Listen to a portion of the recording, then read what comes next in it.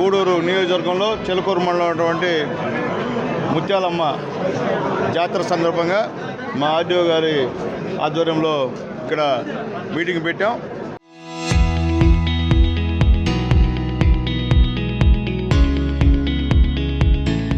అలాగే పెద్దలు దశరథరామరెడ్డి గారు అధ్యక్షులు ఈ యొక్క దేవస్థానానికి, ఆ కమిటీ మెంబర్లందరూ కూడా ఇక్కడికి వచ్చారు.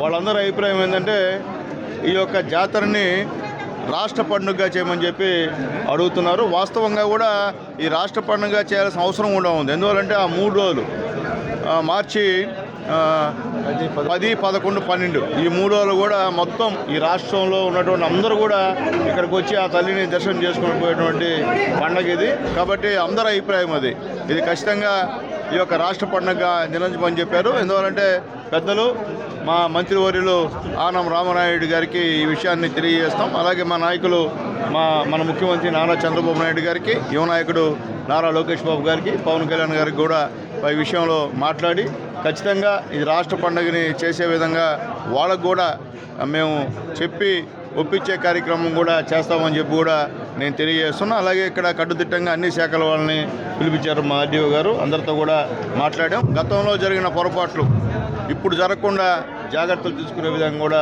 ఈరోజు అందరితో చర్చలు జరిగింది. అలాగే ముఖ్యంగా ఇక్కడ సిలికా తవ్వకాలు విపరీతంగా ఉన్నందువల్ల, గతంలో ఉన్నందువల్ల మొత్తం నీళ్ళు వచ్చేసినాయి.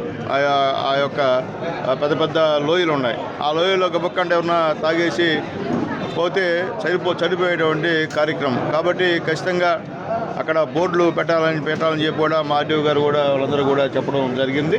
ఖచ్చితంగా అటువంటివి ఏం జరగకుండా చూస్తాం. అలాగే ఎక్సైజ్ శాఖ వరకు కూడా చెప్పాం. దయచేసి మద్యాన్ని మ్యాక్సిమం అంటే మొత్తం నివారించాలంటే అది ఉత్తమాటలైతే నేను చెప్పలేను, కానీ ఖచ్చితంగా కొంతవరకు ఒక 70% ఖచ్చితంగా ఈ మద్యాన్ని ఇక్కడ పరిసర ప్రాంతాలు ఎక్కడ తాగనికుండా చేయాల్సిన బాధ్యత మీ ఎక్సైజ్ డిపార్ట్మెంట్ మీద ఉందని చెప్పి కూడా గట్టిగా ఆర్డీఓ గారు మేము కూడా చెప్పడం జరిగింది. అలాగే గతంలో ఇక్కడ మేము కొన్ని చేస్తామని చెప్పాం. అలాగే ముఖ్యంగా ఈ సిద్ధవరం రోడ్డు దాదాపు ఇంతంత మోకాళ్ళ గొంతుల్లో ఉంటే ఈరోజు మొత్తం కంప్లీట్ చేసి బ్రహ్మాండంగా ఇక్కడికి వస్తున్నారు దేవాలయానికి.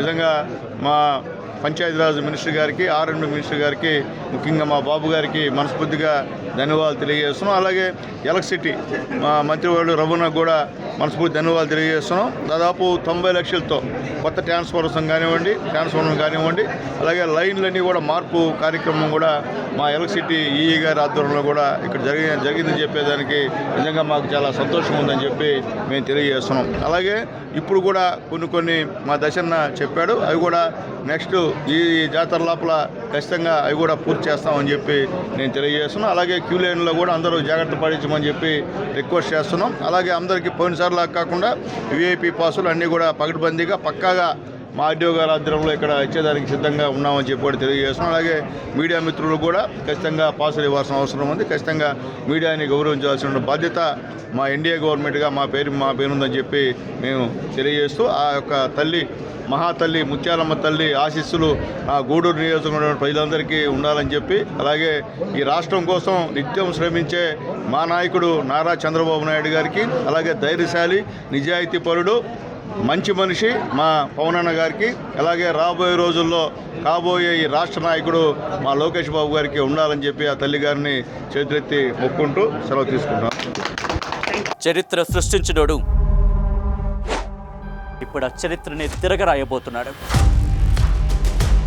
అబద్ధాల గోడల్ని బద్దలు కొట్టి నిజాలను రాగా మీ ముందుంచబోతున్నాడు. నిజమైన వార్తల కోసం వెంటనే డౌన్లోడ్ చేసుకోండి రా యాప్ని.